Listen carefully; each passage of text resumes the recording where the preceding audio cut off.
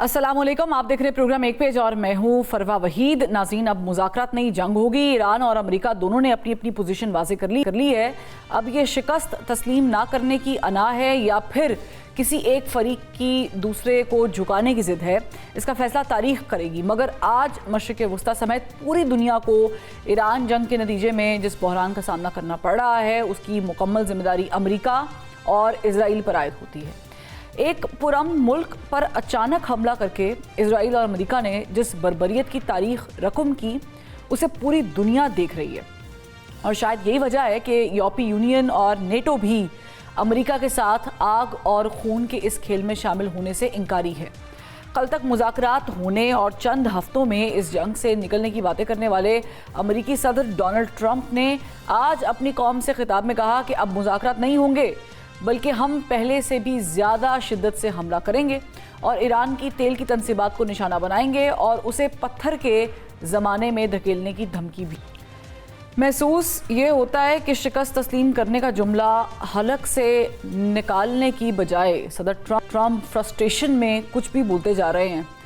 उसमें कोई भी शक नहीं है कि अमेरिका की ताकत ईरान से ज़्यादा है, मगर ये पूरी दुनिया देख रही है कि ईरान की सूरत में जो नकेल अमेरिका के नाक में डाली गई है उसने अमेरिका को चकरा कर रख दिया है। अब ये नकेल निकालना अमेरिका के अपने बस में भी नहीं रहा, लिहाजा जंग को ख़त्म करने की ताकत ईरान के पास मुंतकिल हो चुकी है और ईरान एक बार फिर, बल्कि यूँ कहें कि बार बार ये वाज़े कर चुका है कि हम मुज़ाकरात के लिए तैयार फिल वक्त नहीं हैं। मगर इसके लिए हमारी 5 शराइत हैं। अगर मुज़ाकरात करने हैं उन्हें मान लें तो मुज़ाकरात हो भी जाएंगे, और अगर जंग करनी है तो वो हम कई सालों तक, कई बरसों तक कर सकते हैं। यहाँ पे सवाल ये है कि ईरान में अमेरिका और इजराइल के जंगी तजर्बे से दुनिया तेल और गैस के बहरान की जद में आने के साथ बदतरीन महंगाई का भी सामना करने के लिए तैयार है। बरतानिया, फ्रांस, चीन और रूस समेत कई ममालिक अमेरिका को जंगबंदी करने के लिए कह रहे हैं, जबकि पाकिस्तान, मिस्र और तुर्की जंगबंदी के लिए सालिसी की भी कोशिश कर रहे हैं। मगर अमेरिका बदमस्त हाथी की तरह दंदनाता फिर रहा है और इसी हठधर्मी पर कायम है कि ईरान शिकस्त तस्लीम करे और फिर स्ट्रेट ऑफ हुर्मुज़ खोले। और ख़ास तौर पर पाकिस्तान जो इतनी कोशिश कर रहा है, क्या ये कोशिशें कामयाब भी होंगी? आज हमें सीनियर जर्नलिस्ट और एनालिस्ट के पैनल ने ज्वाइन किया शौकत पराचा साहब ने, इनके साथ साथ अतर काज़मी साहब भी हमें ज्वाइन कर चुके हैं और मोहसिन बेग साहब भी इस प्रोग्राम में हमारे साथ होंगे। शौकत पराचा साहब, अमेरिकी सदर ने कल शायद अप्रैल फूल मनाया। उन्होंने ऐलान किया कि हम 1-2 हफ्ते में इस जंग से निकलने की कोशिश करेंगे, मुज़ाकरात हो रहे हैं, नई रजीम जो है वो हमसे जंगबंदी की बात कर रही है। और फिर कुछ घंटों पहले जब हम बात कर रहे हैं पाकिस्तान के सुबह 6 बजे अमेरिकी सदर खिताब करते हैं। खिताब में वो बताते हैं कि हम पहले से ज़्यादा शिद्दत से अटैक करेंगे। ये सदर ट्रंप इतने कंफ्यूज और बुखलाहट का शिकार क्यों हो गए हैं? बहुत शुक्रिया। सदर ट्रंप को खुद भी समझ नहीं आ रही वो क्या करें। जिस तरह की रेजिस्टेंस ईरान ने शो की है, सदर ट्रंप पहले हफ्ते ही कह रहे थे कि आई एम अमेज्ड कि ईरान ने सरेंडर क्यों नहीं किया। वो कभी कहते हैं कि मैंने पूरी जो रिजीम है वो चेंज कर दी है, फिर कहते हैं कि ईरान को हमने सब कुछ तबाह कर दिया है। वो पिछले साल भी कह गए थे कि ईरान के सारे जो न्यूक्लियर एसेट्स हैं हमने तबाह कर दिए। तो कल जो उन्होंने तकरीर की, दुनिया में मायूसी बढ़ी है। कल जब ऐलान हुआ व्हाइट हाउस की तरफ से कि सदर ट्रंप तकरीर करेंगे, तो यकीन माने होती तो हर एक की ख्वाहिशात हैं और इस वक्त पूरी दुनिया की ख्वाहिश यही है कि ये जंग बंद हो जाए। तो ख्वाहिश के बरक्स सदर ट्रंप ने कहा कि हम स्टोन एज में भेज देंगे ईरान को।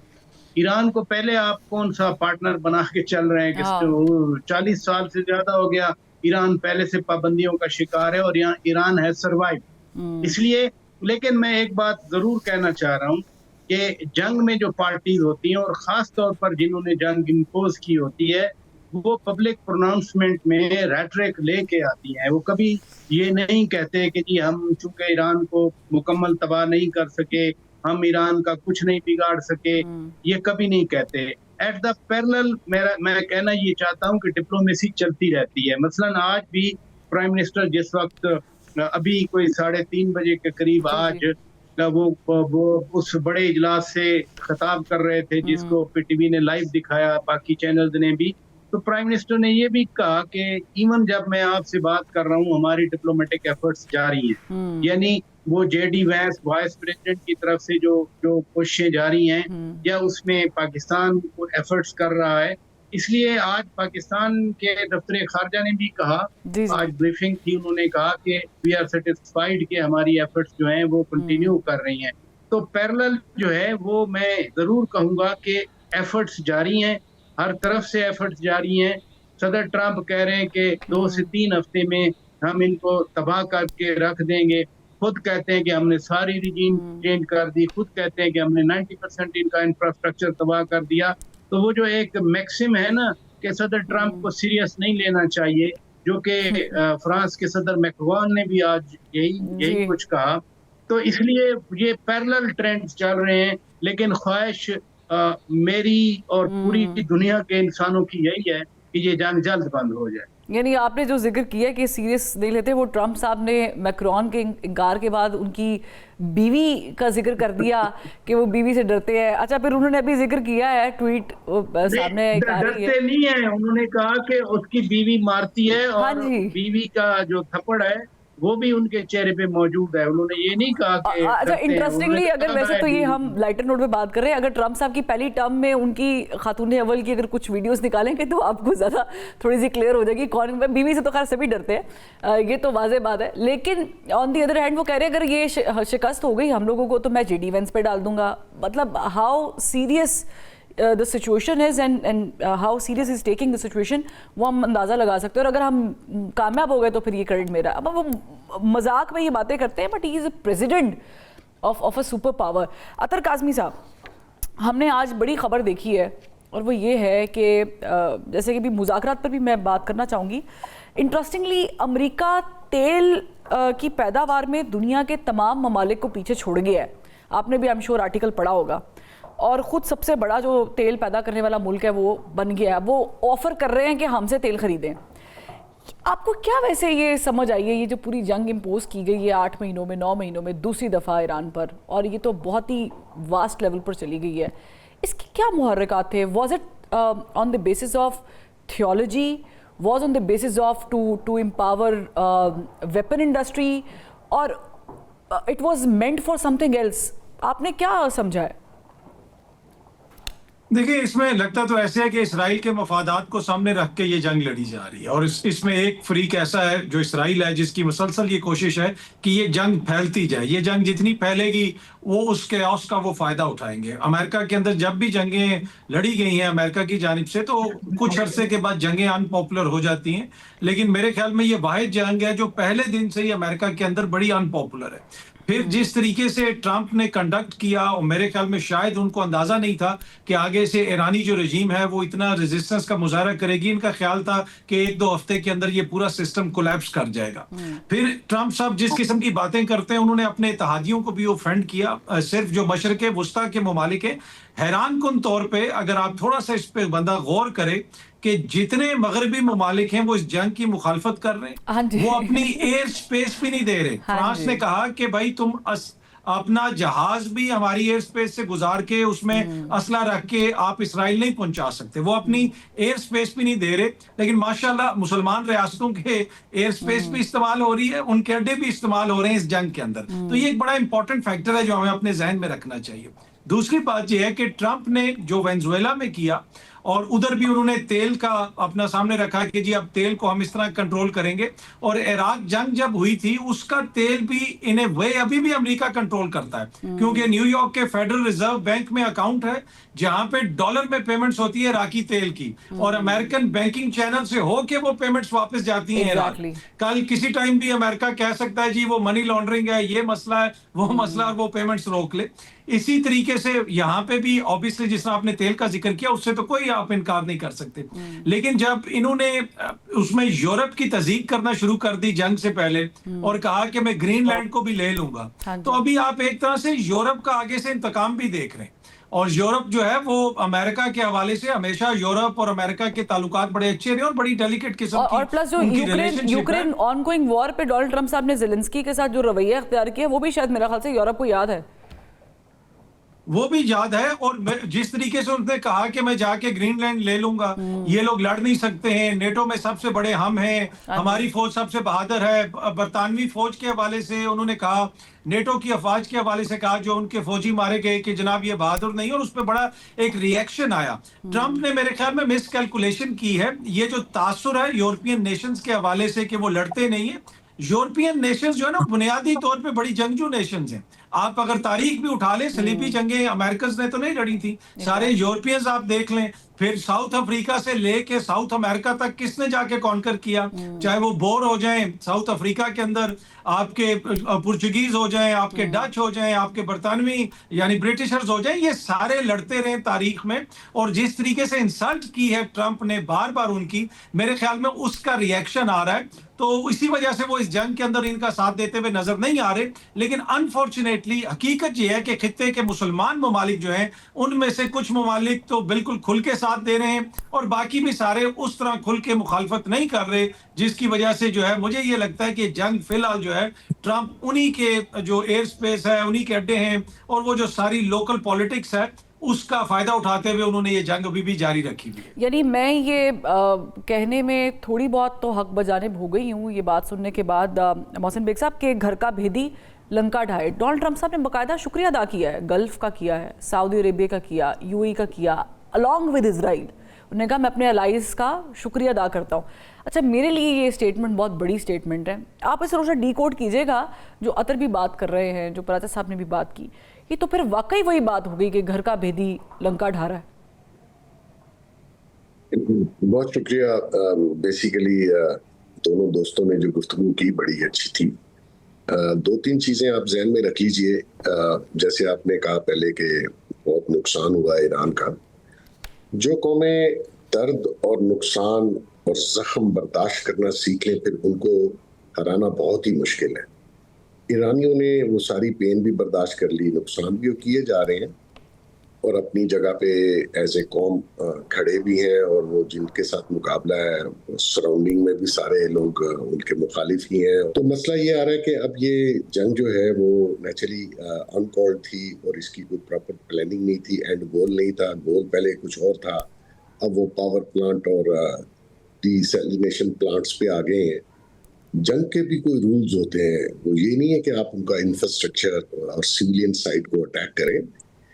ईरान ने अभी तक बिहेव किया, उन्होंने किसी जगह पे सिविलियन साइट को अटैक नहीं किया। वो मोस्टली जो अमेरिकन बेसिस हैं, मोर की जो अमेरिकन के अड्डे हैं, उसकी तरफ ही वो अपना सारा ड्रोन्स भी और मिसाइल भी भेज रहे हैं।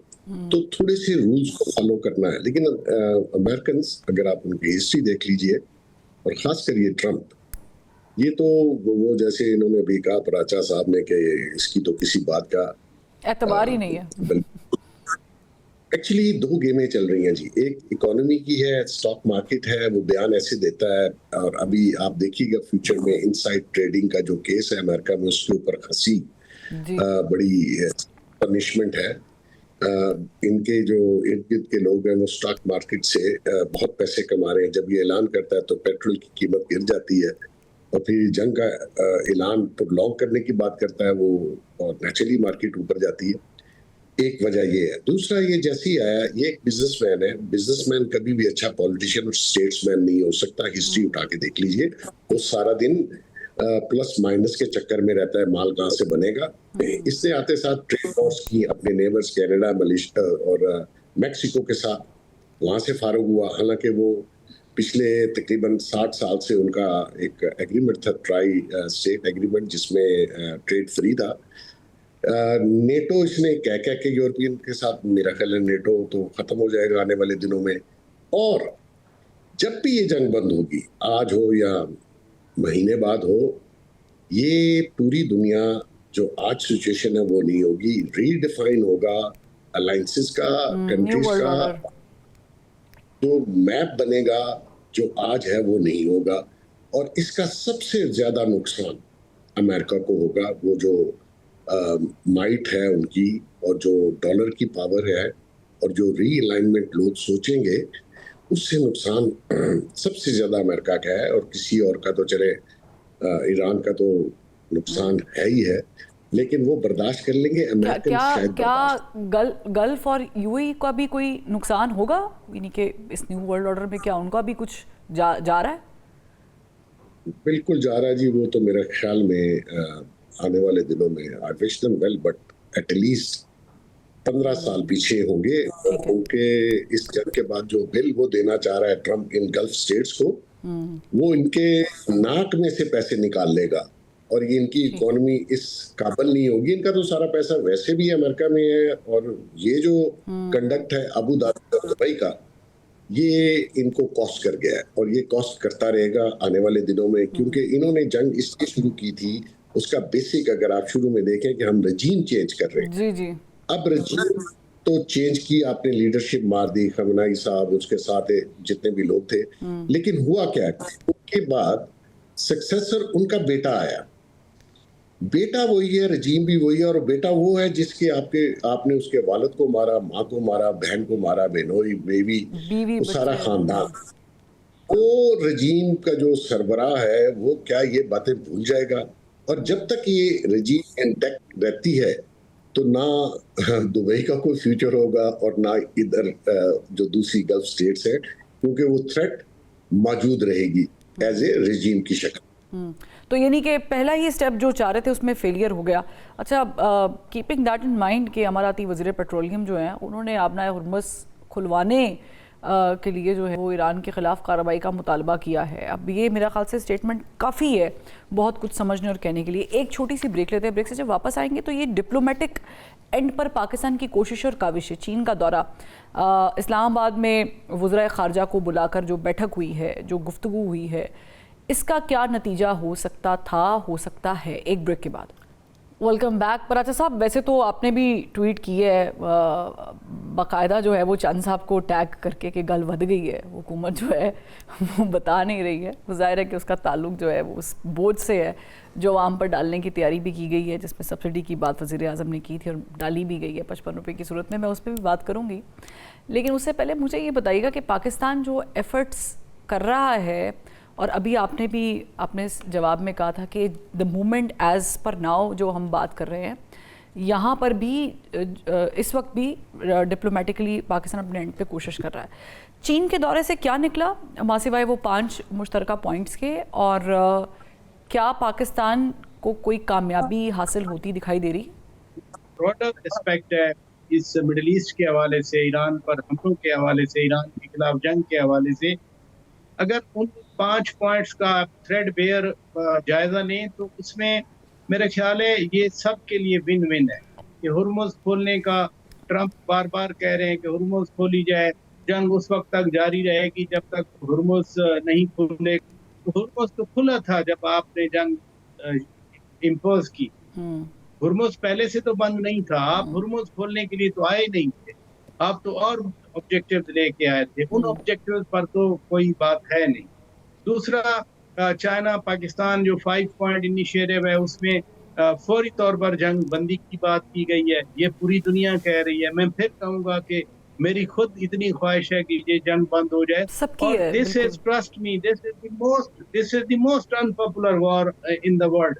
ये सिर्फ अमेरिका में अनपॉपुलर नहीं है, इसकी अनपॉपुलैरिटी है कि यूरोप साथ नहीं दे रहा। मैं सोच भी नहीं सकता था अपनी जिंदगी में कि ग्रेट ब्रिटेन और अमेरिका और नेटो की धमकी के बावजूद नहीं दे रहा, ट्वाइस, मतलब 2 दफा दे दी है, नहीं दे रहा। ये फ्रांस वाली बात हमने कर दी, वरना यूरोप ओन किया करता था। इराक में एग्रेशन की अमेरिका ने 2003-4 में, टोनी ब्लेयर किस तरह से जंपिंग कर गए।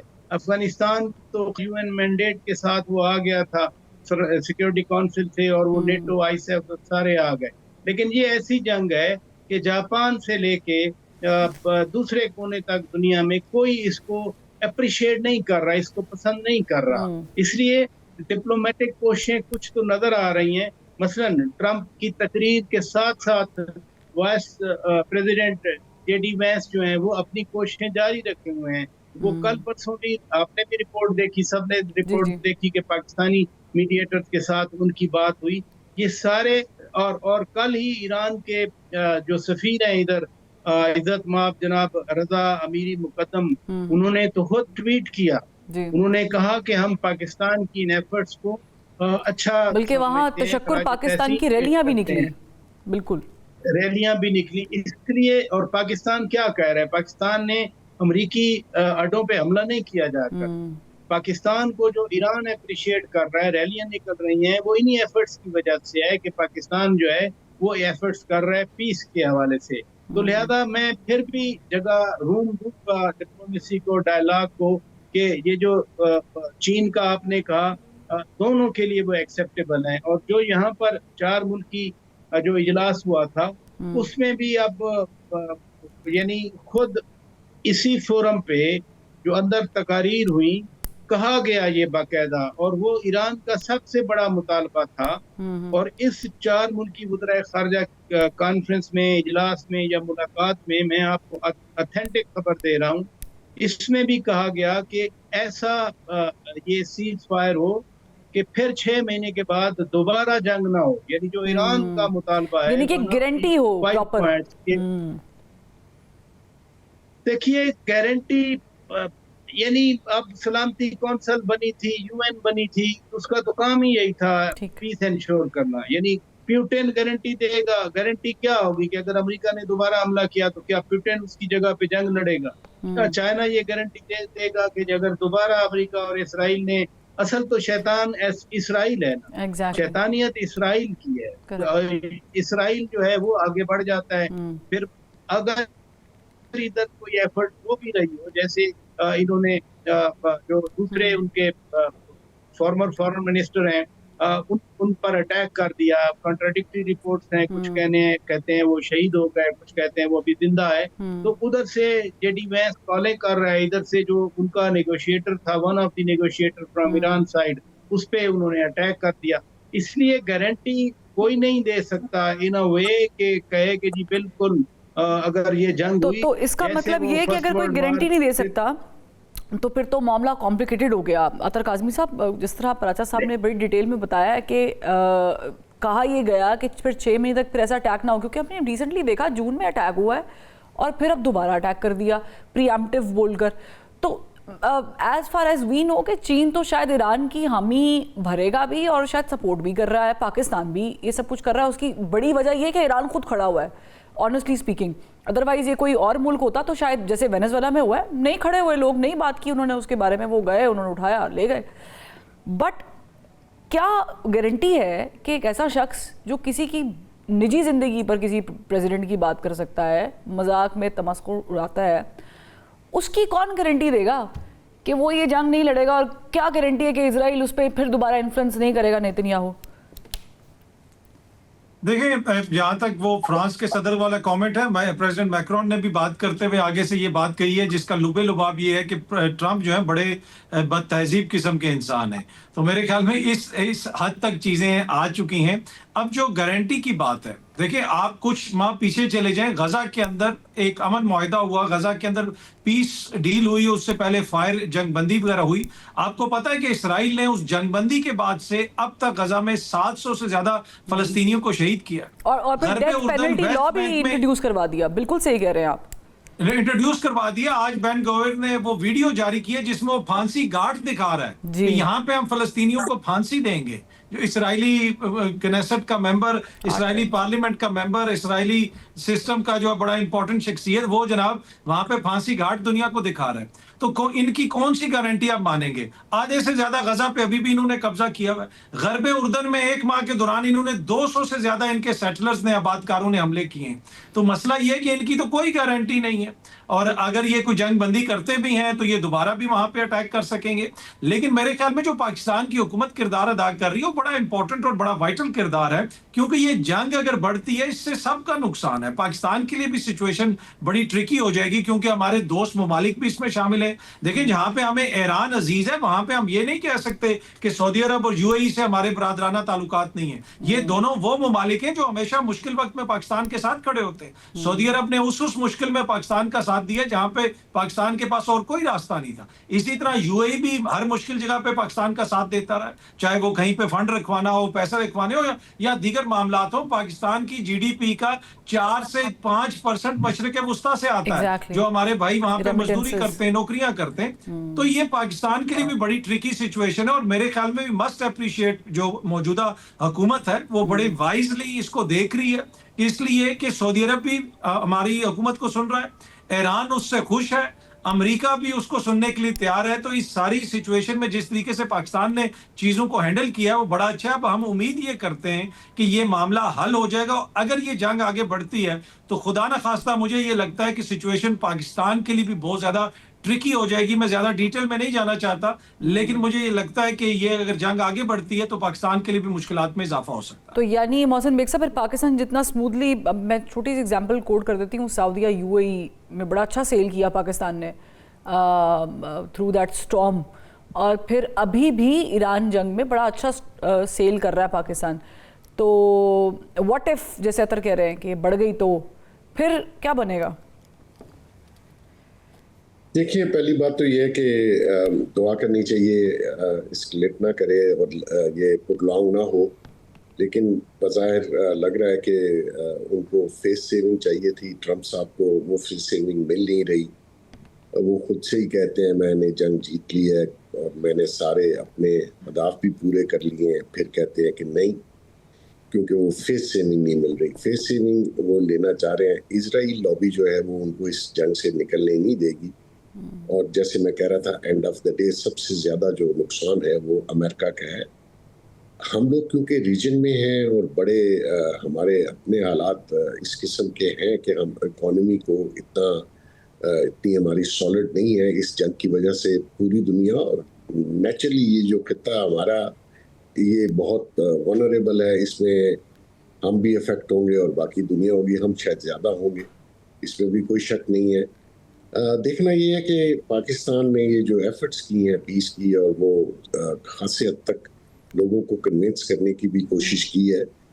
एक्चुअली जब दो पावरफुल लोग आपस में लड़ पड़े तो थर्ड जो है वो उनसे पावरफुल होना चाहिए जो उनको टेबल पे बिठा सके। जी। और अदरवाइज कमजोर आदमी है वो दो बड़ों में सुलह नहीं करवा सकता।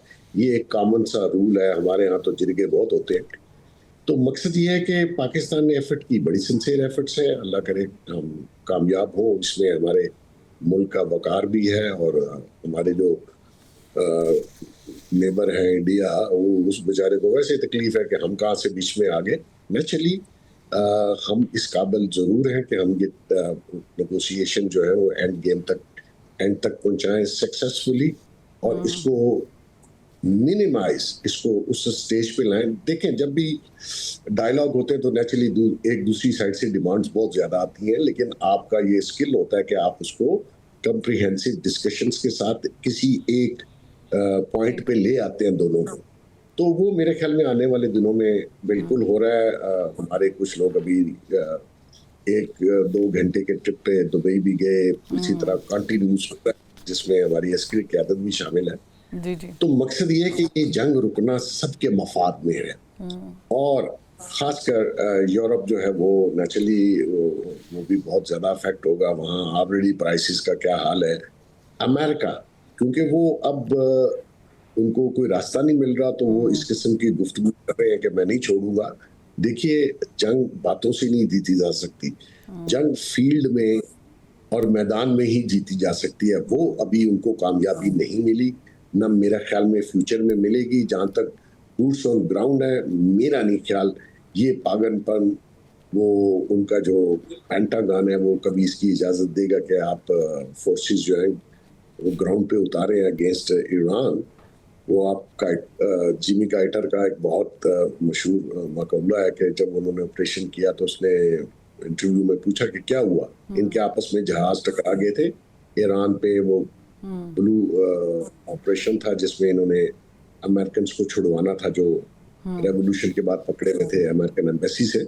तो उसका फुकरा, उसने कहा सब कुछ हमारे हाथ में था, सब हमारा प्लान अच्छा था, लेकिन गॉड ईरान के साथ था।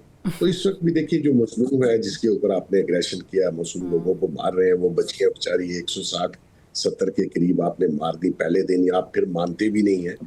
तो ये सारी चीजें जो आप मिला लें तो ये सिर्फ हठधर्मी है, एक रास्ता चाहिए निकलने के लिए। और जैसे अभी कासमी ने कहा कि वो इजराइल नहीं चाहेगा कि अमेरिका इस जंग से बाहर निकले, वो दिख भी रहा है।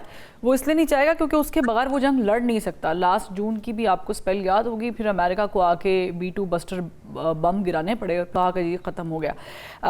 यहाँ पर एक छोटी सी ब्रेक ले लेते हैं। ब्रेक से जब वापस आएंगे तो मुल्क में भी बहुत कुछ चल रहा है, हल्की फुल्की गुफ्तगू उस पर भी करेंगे एक ब्रेक के बाद। Welcome back. मुल्क में इस वक्त 27वीं के बाद 28वीं की बातें होना शुरू हो गई हैं। मुलाकात भी हुई है chairman peoples party Bilawal Bhutto Zardari साहब की मौलाना फजल रहमान साहब के साथ। पराचा साहब, क्विकली हम इस पर डिस्कशन कर लेते हैं क्योंकि बिलावल भुट्टो जरदारी साहब इतने एक्टिव नहीं थे 27वीं के टाइम पर।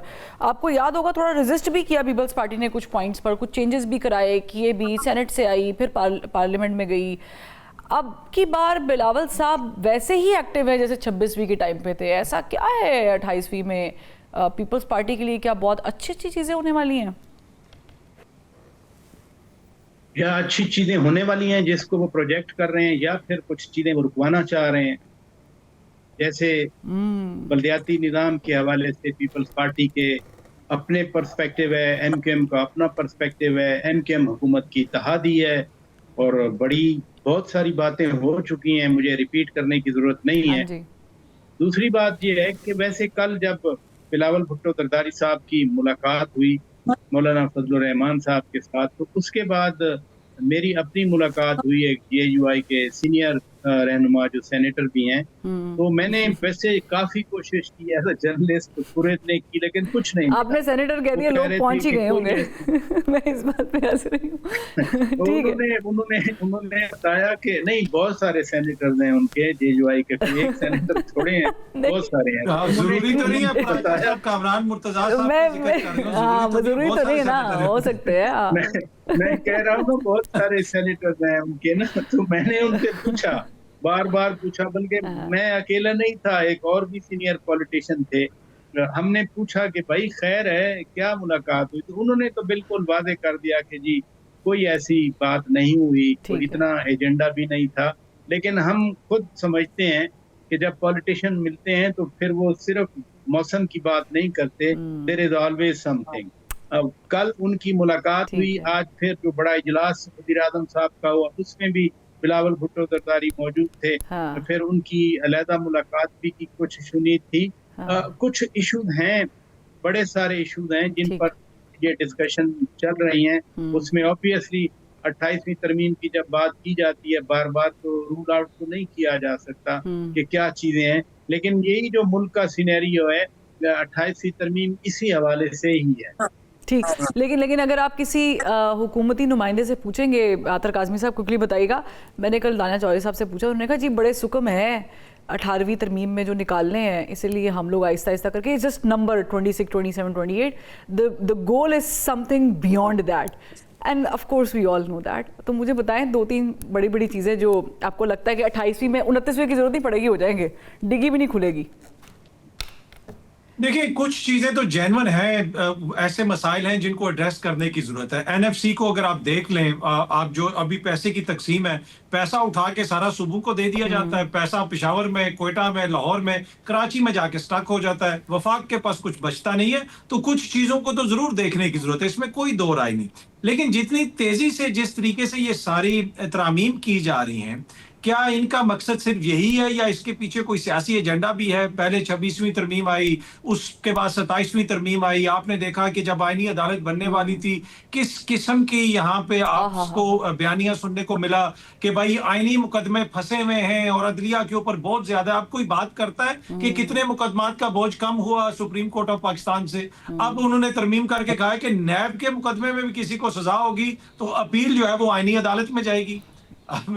उसका क्या, वहां पे क्या लॉजिक है ऐसा? इसी तरीके से अगर कोई एहतजाज की कॉल आ रही है, वो मामला भी अब आईनी अदालत में चला गया।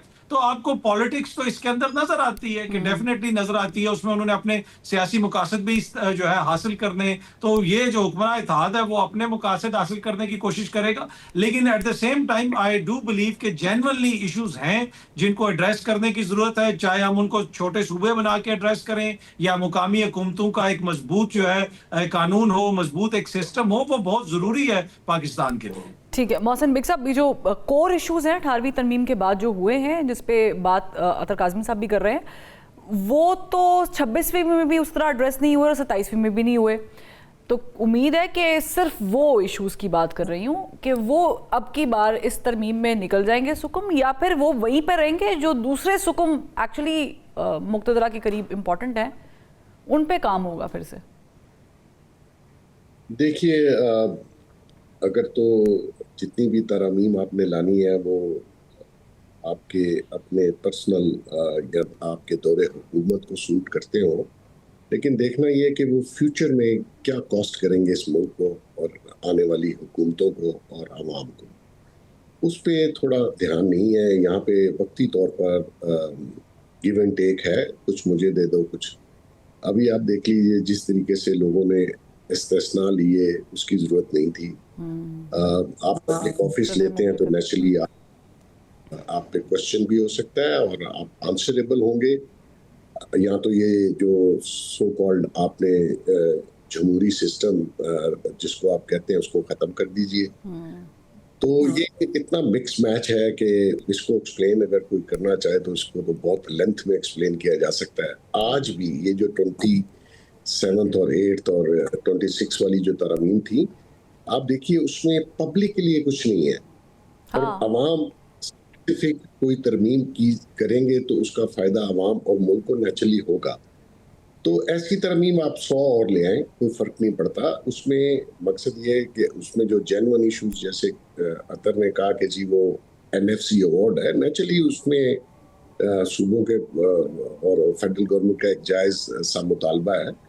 अभी भी आप देखिए सब्सिडी दी है, वो नेचुरली उसमें सूबे हिस्सा नहीं डाल रहे जी। तो मकसद ये है कि उस पे तो किसी को एतराज़ नहीं है अगर आप वो तरमीम लाएं जिसमें फ्यूचरिस्टिक कौम को और मुल्क को फ़ायदा हो, ना कि आप सिर्फ अपने दौरे हुकूमत के और अपनी ताई ये कोशिश करें कि इसका तरमीम का बेनिफिट हमें मिल जाए।